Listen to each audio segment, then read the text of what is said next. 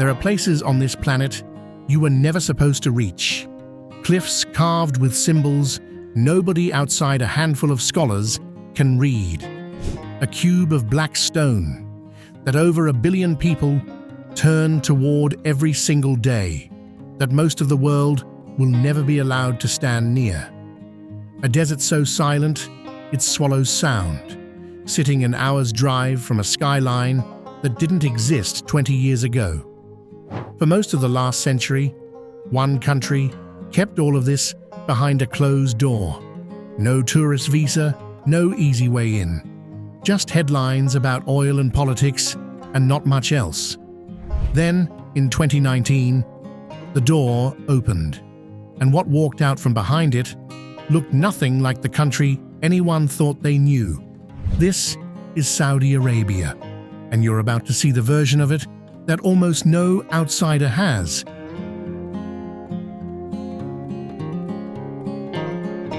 Hidden in the northwestern desert, past roads most maps don't even bother naming, sits something that shouldn't be a secret, but somehow still is.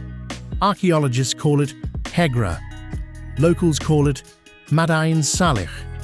It's Saudi Arabia's first UNESCO World Heritage Site, and it's home to over 100 tombs, carved directly into sandstone cliffs by hand over 2,000 years ago. These weren't just graves, they were built by the Nabateans, the same civilization behind Petra in Jordan, engineers and traders who controlled the ancient incense routes running from southern Arabia up to the Mediterranean. Caravans loaded with frankincense and myrrh once stopped here, turning this stretch of desert into one of the richest crossroads on Earth.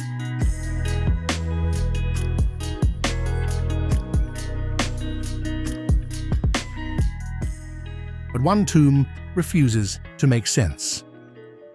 Qasr al-Farid, the lonely castle, stands by itself.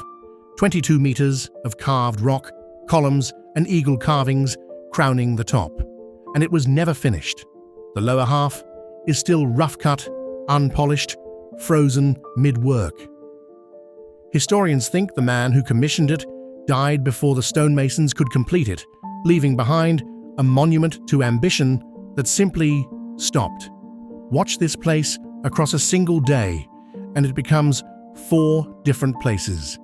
Dawn turns the sandstone pink and gold. By midday, every chisel mark from 2,000 years ago is visible in hard light. Sunset drags long shadows across the carvings, and at night, this far from any city, the Milky Way stretches overhead exactly the way it did for the traders who camped here.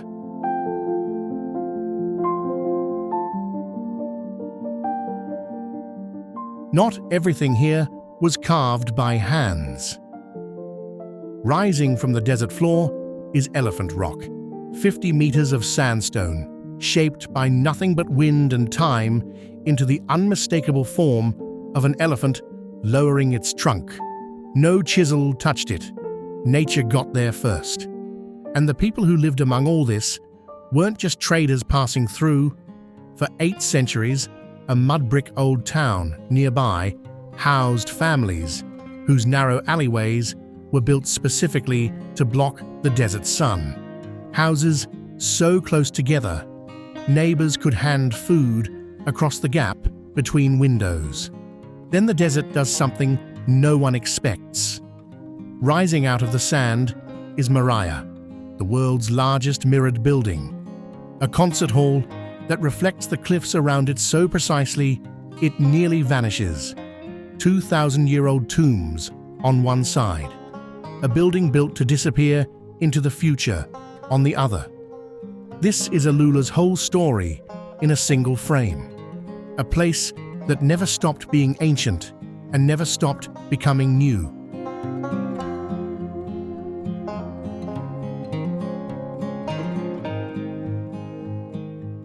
On the eastern shore of the Red Sea sits a city that's been absorbing outsiders for over 1,000 years.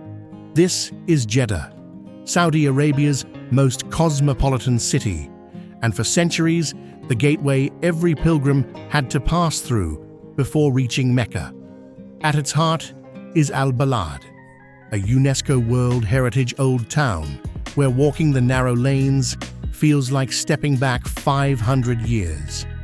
The houses here rise 4 and 5 stories, built not from imported stone, but from coral, pulled straight out of the Red Sea, natural insulation against the coastal heat. What makes them unmistakable are the rawashin, carved wooden lattice balconies that do 3 jobs at once: throw shade, pull in breeze, and let residents watch the street below without being watched themselves. Ships from Africa and India once anchored just beyond these walls, and the goods that came off them, spices, silk, stories, turned Jeddah into a genuine crossroads of cultures centuries before globalization was a word anyone used.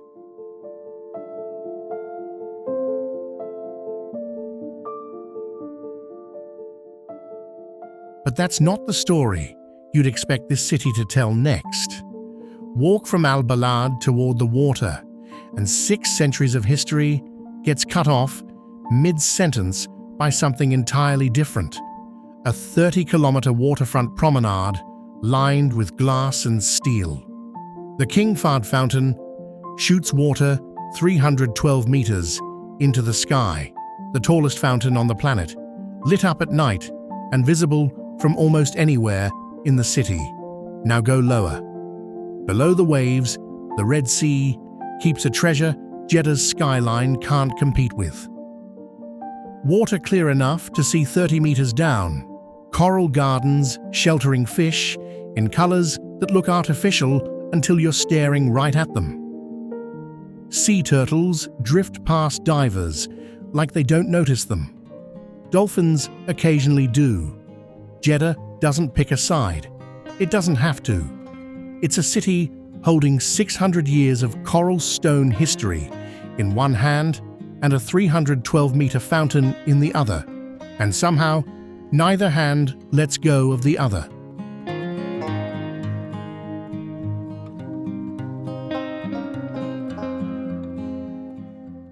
There are 2 cities in this country that most of the world will never be allowed to enter. No visa lets you in. No amount of money buys access. Mecca and Medina are closed to non-Muslims, and that single fact tells you almost everything about how seriously this country guards them. Mecca is the birthplace of the Prophet Muhammad. At its center stands the Kaaba, a cube wrapped in black cloth, small in form, vast in meaning. 5 times a day, over 1 billion people turn toward this one point on earth. During Hajj season, 2 to 3 million pilgrims arrive here in a single stretch of weeks, dressed in simple white garments that erase every marker of wealth or status. No hierarchy, no distance, just movement. They circle the Kaaba on foot, step by step, breath by breath. Some raise their hands, some go still. The sound never stops. Footsteps, prayer, whispered devotion in languages from every continent, all moving toward the same center.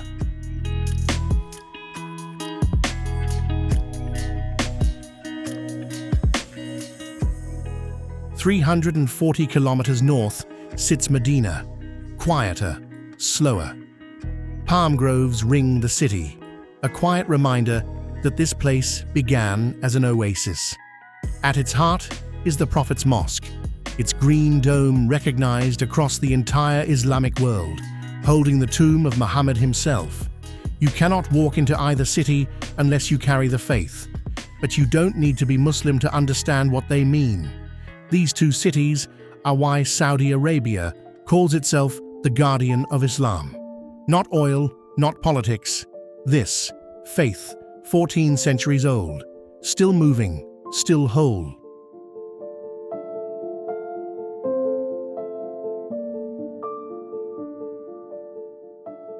South of everything you've just seen, the land empties out completely. The Rub al-Khali, the empty quarter, covers 650,000 square kilometers, roughly the size of France. It's the largest continuous sand desert on Earth, and from above, it looks like a frozen ocean.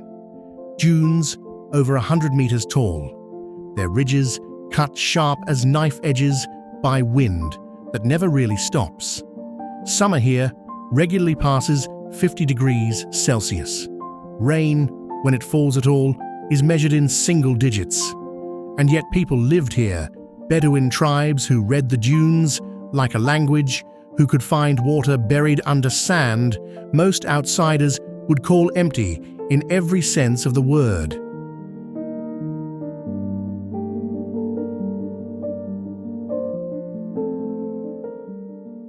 Then the desert does something no one expects. 90 kilometers northwest of Riyadh, the ground just ends.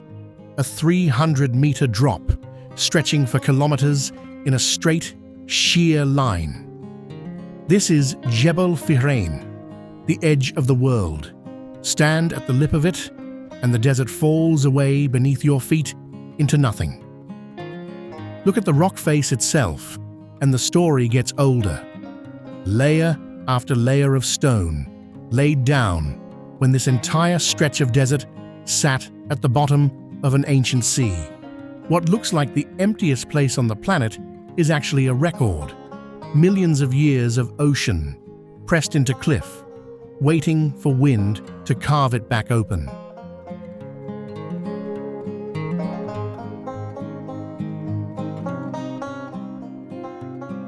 From the air, Riyadh doesn't look like a desert capital. It looks like a forest of glass and steel rising out of sand that within living memory held nothing but Bedouin camps. Home to over 7 million people now, it's one of the fastest growing cities on the planet.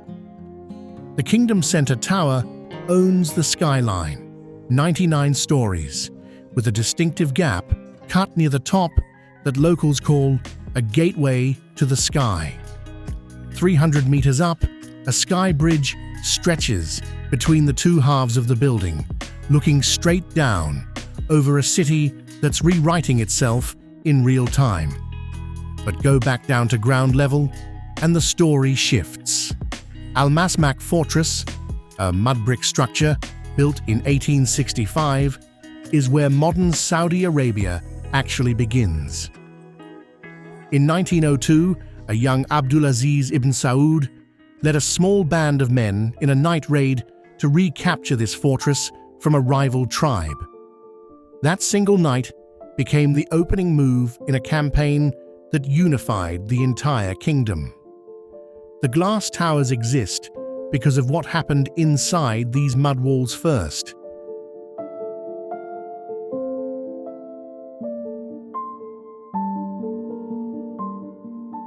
And Riyadh doesn't just show you its history, it hands it to you, one small cup at a time.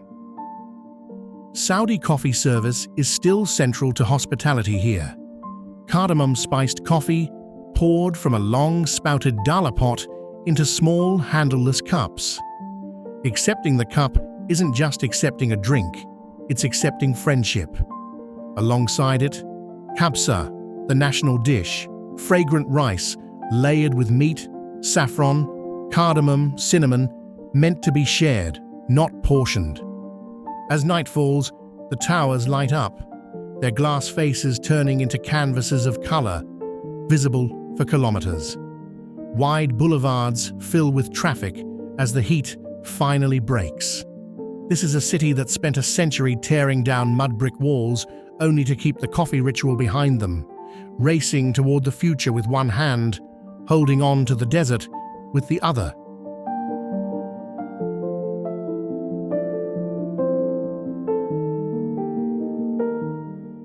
Here's the part that changes how you should watch everything you just saw. None of it was possible 5 years ago. Not the tourist visa that let a camera crew into Alula. Not the concerts now filling stadiums in a country that banned cinema for 35 years. Not the ease of walking Al Balad's streets as a visitor instead of a merchant passing through. In 2016, Saudi Arabia announced Vision 2030, a plan to pull the country's identity away from oil and rebuild it around something else entirely. In 2019, tourist visas opened for the first time in the kingdom's history. A door that stayed shut for a century swung open in a single year. Here's the number that explains why the pace is this fast. 70% of Saudis are under 30 years old. This isn't a country slowly adjusting to change. It's a country with a demographic wave already breaking, one that needs opportunity now, not eventually.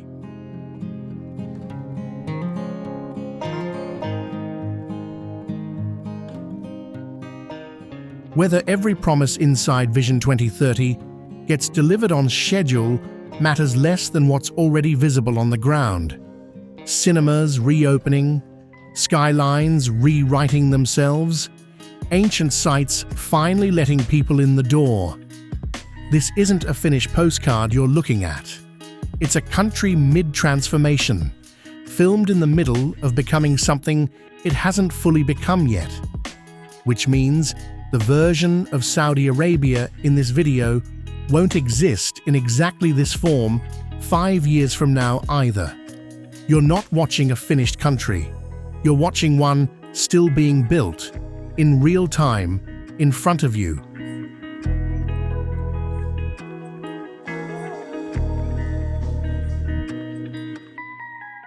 From tombs carved into cliffs 2,000 years before anyone outside knew they existed, to a mirrored hall built to disappear into the same desert.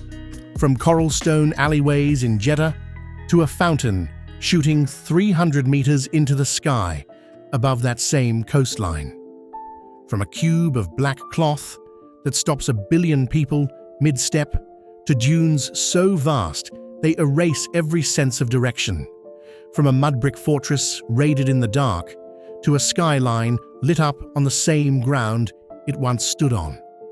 This is a country that refuses to hand you one story and let you leave with it. Somewhere in the last few minutes, you probably picked a favorite. The tombs, the reef, the skyline, the silence of the dunes. Hold on to that, because the next person who watches this will pick a completely different one, and they'll both be right. That's the part most people miss about this place. It was never one country. It was always several, standing in the same spot.